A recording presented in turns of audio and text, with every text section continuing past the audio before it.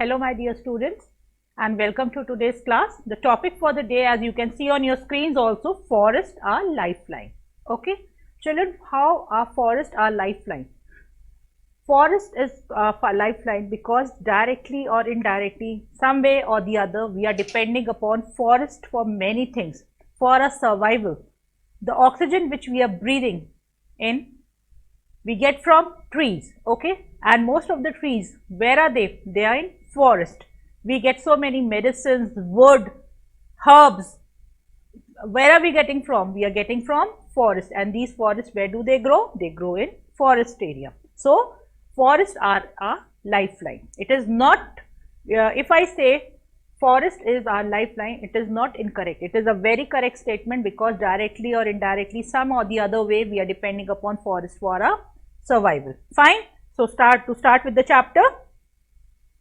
As you can see on your screens also, what is a forest? A forest is a large area of land covered mainly with trees and other plants. No one grows trees in natural forest. The natural trees grow on their own.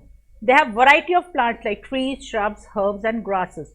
Forests are a natural habitat for many plants and animal species. Children, it's not like that only we are getting wood and medicines from forest, but it is a home for many animals also. Many animals live there and reproduce there. So animals, both the flora and fauna, if I talk about flora means flower and fauna means animals, okay, they are depending upon forest. Okay, so now what is the profile of a forest? Okay, what all things you will find in a forest? Okay, so the type of forest found throughout the world varies. The kind of trees, soil, fauna and flora depend on the climate and the landscape of that area. Okay, how is the space over there? Depending upon that, the plants grow, they modify themselves, they adapt to those conditions. Okay, forests have all types of plants. Some trees are tall,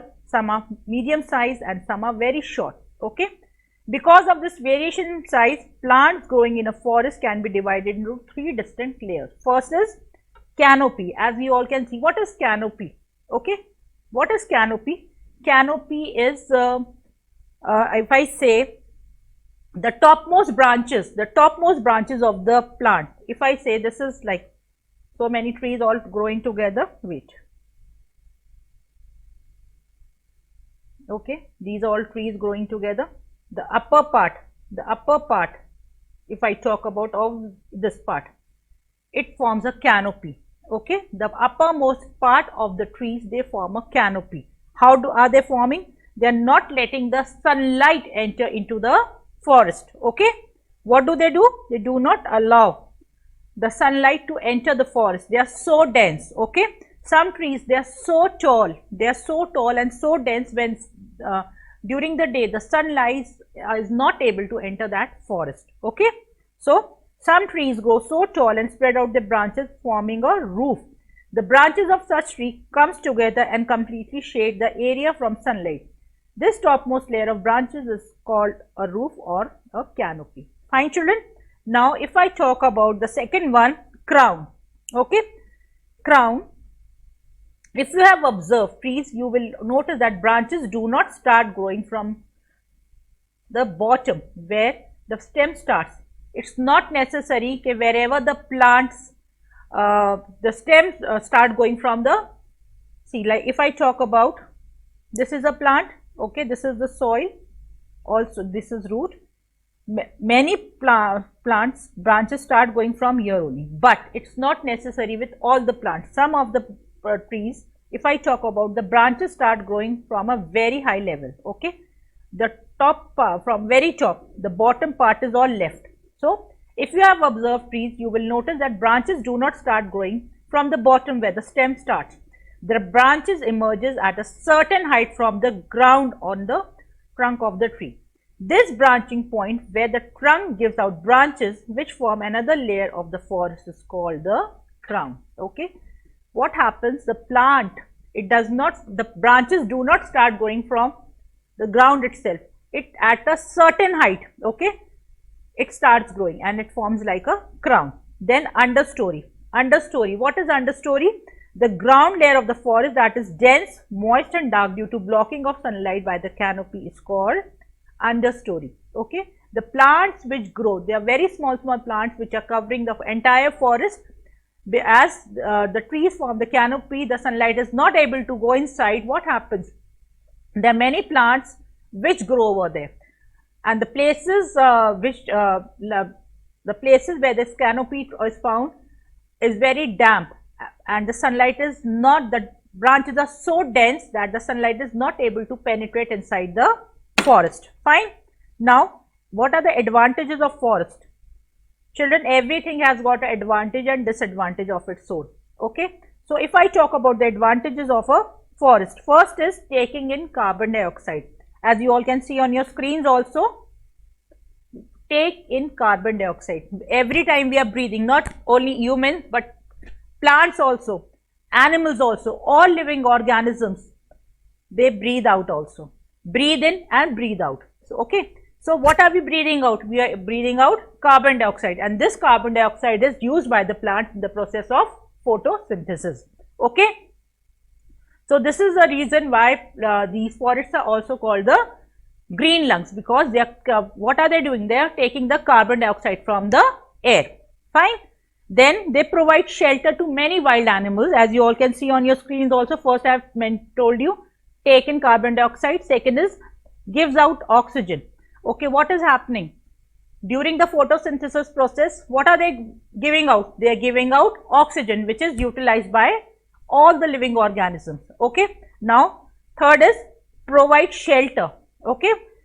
How is it providing shelter? Many animals, they are living over here. They have their home in the forest only. Okay. Forests are a home to many wild animals, as you can see. They provide them shelter from rain, cold and heat. Arboreal animals like monkey, apes and birds live on trees. Smaller animals like the hare, snake and other insects live on the ground of the forest. And the wild fruits, plants that grow in the forest are food for those wild animals. Fine, children. Then prevent floods. How do forests prevent floods? Okay. What happens? When the rain falls, okay, the rain is falling on the earth. What is it doing? Whatever comes in its way, it takes the water, takes all the things along with it. So, the roots of the trees, they are holding the soil. They are holding the soil. They are not letting the soil also move away. And what happens? The rain falling on the forest reach the ground slowly after passing through the canopy and the crown. Now, what is happening? See, what is happening here? I'll explain you. What is happening here? Oh my God.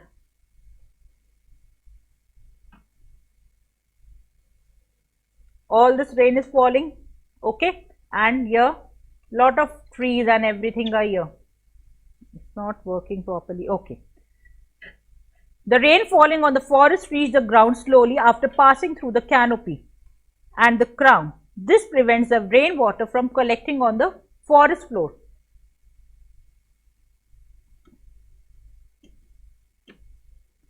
This prevents the rainwater from collecting on the forest floor. The water seeps in the ground slowly and also enriches the water table. This also prevents flood, because the water, what is it doing? The canopy and the crown, it's not letting the water fall directly. Slowly and gradually the water will reach on the ground.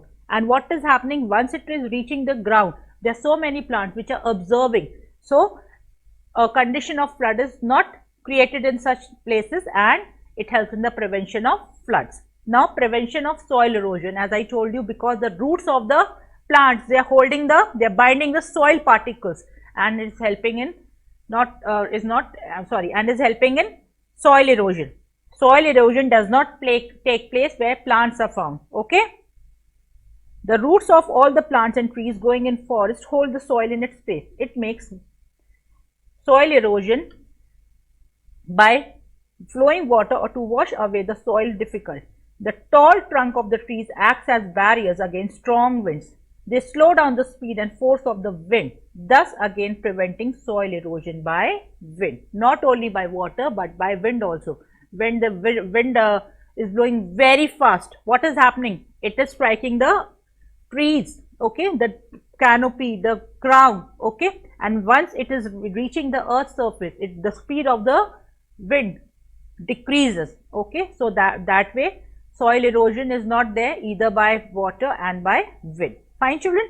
Now increase rainfall. Children, as you know, during the transpiration, the plants, they are giving out extra water, okay. The rate of transpiration in forests is very high because lot of trees are there, lot of trees, that means lot of leaves are there. So all plants absorb water from the soil and release it into the atmosphere by transpiration. So the rate of transpiration in the forest is very high. All plants absorb water from the soil and releases it into atmosphere by transpiration. This increases the water vapor content of the air and clouds are formed. When the clouds become laden with water droplets, rainfall occurs. This also keeps in keeping the area around cool, okay. Other than that, forests are providing us lot of products, okay. We are getting so many things from the forest. First, if I talk about, we get wood, and wood we are using it for many purposes. We are using in construction of the house, in furniture and so many other things, okay. We get wood from the trees. Then plants like chinonum, eucalyptus, amla used to make medicines. There are many plants which have medicinal value, and what are we doing? We are making medicines from them. Forests provide resins to make paints and varnish. They also provide latex, which is used to make rubber. Bamboo is used to make paper and also used to make basket and small cottage industries. So we are getting so many different things from the forest. We are getting wood, we are getting resin, we are getting latex, then we are getting so many spices also, so many herbs which are used in a kitchen, okay. Then next topic, if I come to, you can see on your screens, interdependence of plants and animals. Children, how the plants, they are depending upon how the animals are depending upon plants, and how the plants are depending on animals, okay, vice versa, okay, give and take policies there. So forest is a home for many wild animals. It is a natural habitat. The plants and animals form the biotic community of the forest. Biotic means living, okay. The plants are the primary producers as they manufacture their own food, which I have already told you in the beginning of the first lesson. If you remember, plants are called producers because they are producing their food on their own. We are not helping them out anyway, okay. They manufacture their own food. The animals who depend on the plants growing in the forest for their food are called consumers. Animals that depend on smaller animals for their food are called secondary consumers. Fine, children. The animals which are depending upon the plant, they are called consumers, and the animals which are depending upon smaller animals are called secondary consumers. Fine, children. Now come to the next page.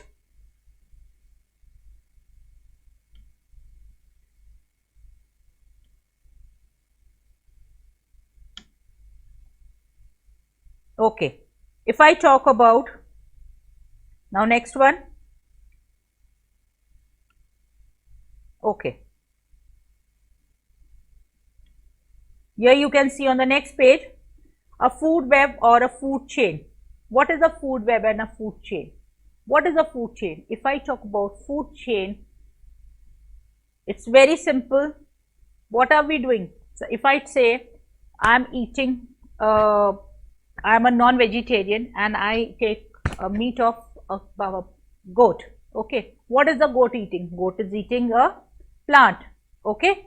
So in this, the food chain is from grass to goat and from grass to human being, okay. So a food web or a food chain is a linear consequence of links formed by food starting from a species that eats another species in the web and ends at a species that is eaten by another species in the web. Arboreal animals Arboreal animals like monkeys, squirrels and birds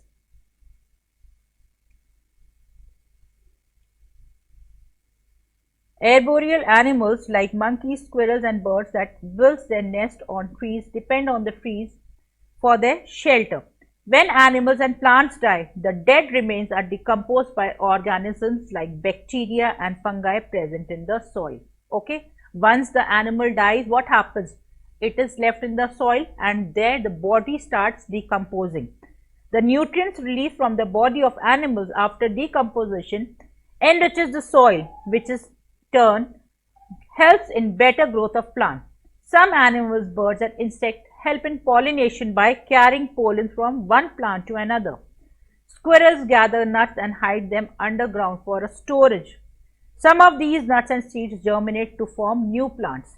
This is how biotic community of a forest show interdependence on each other. Everyone is helping out, okay? Plants are helping out animals and animals are helping out plants. Till the time the life is there, what are the plants doing? Sorry, the animals doing? They are feeding on the plants, okay? And once the animal dies, what happens? The body decomposes and it gets mixed with the soil.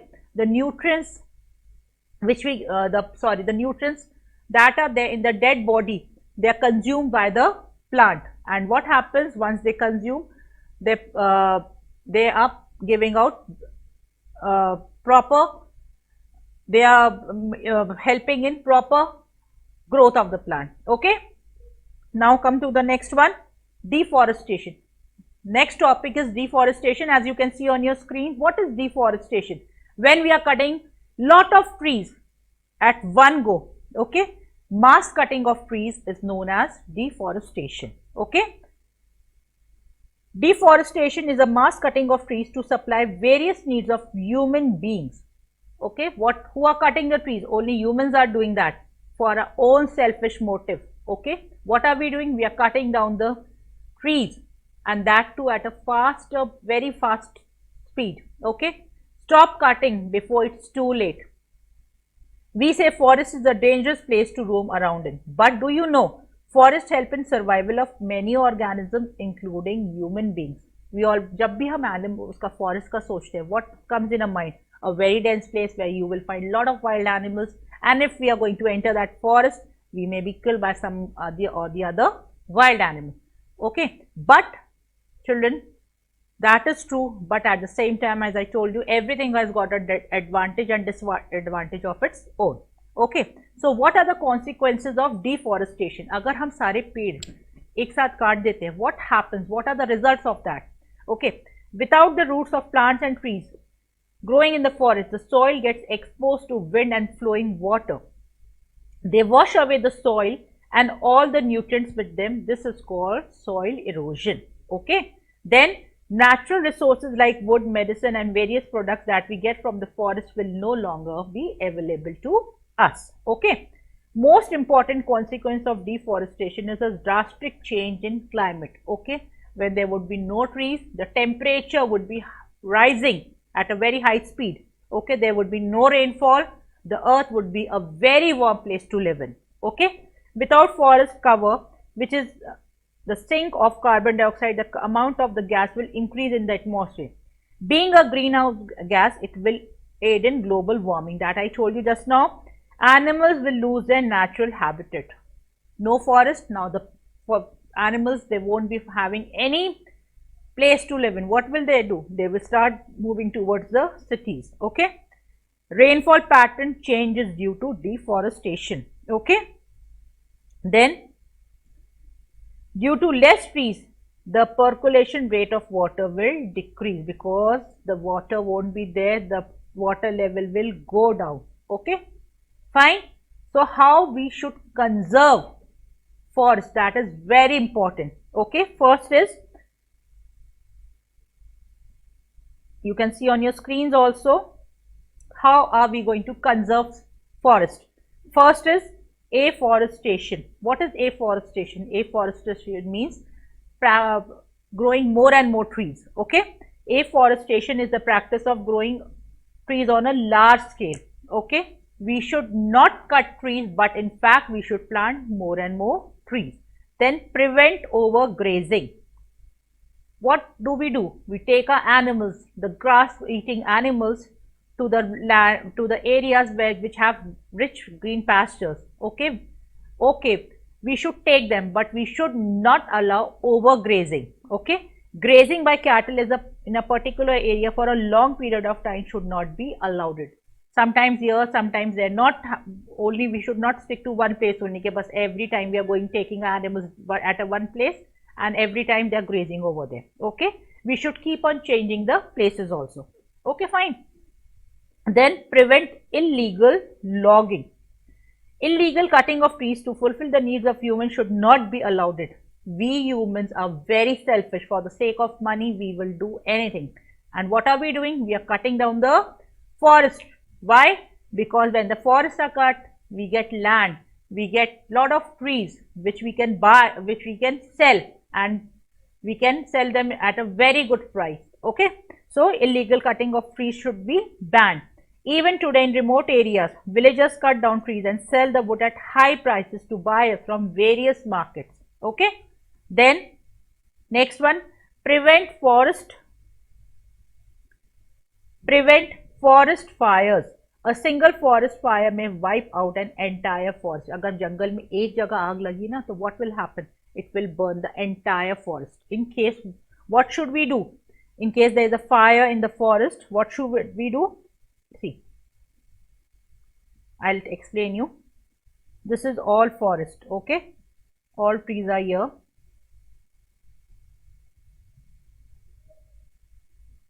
This is the entire forest. Now, suppose this area gets under fire.